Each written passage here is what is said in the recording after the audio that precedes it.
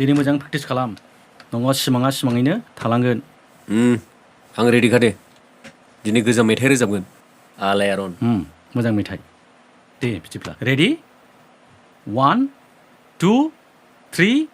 गो फैलाव बिखायाव खोमसि हरनि उनाव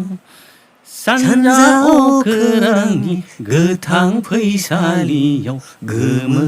गोथां बे नोंनि फना मानो गाबखाबाय थायो हर आंनो हर सिख्लानिसो सिख्ला सोर सिख्ला जालायखो आफा नों थांग्रोदो होद गोदाव सोरावलै हेलौ मोनसे बाथ्रा सोंनोसो कल खालामदोंमोन आं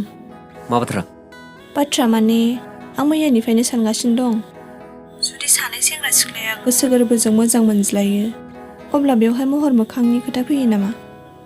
सोंलुआथ' एसे कमप्लेक्सआनो नाथाय आंनि मोनदांनायाव गोसथोलायनाया जुदि थारैनो सैथोब्ला बेवहाय महर मोखां गोसोम गुफुर बेफोरनि जेबो खोथा फैया आच्छा नों मारै मिथिखो ना नों बिदि जाफेरबाय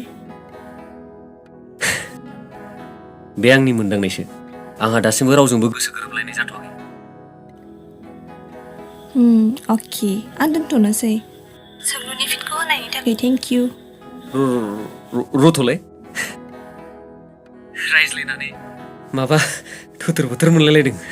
दसे रायज्लायबावनो नामा आफानि ओंखाम रेडि खालामहैनि उनाव सावरायफिनगोन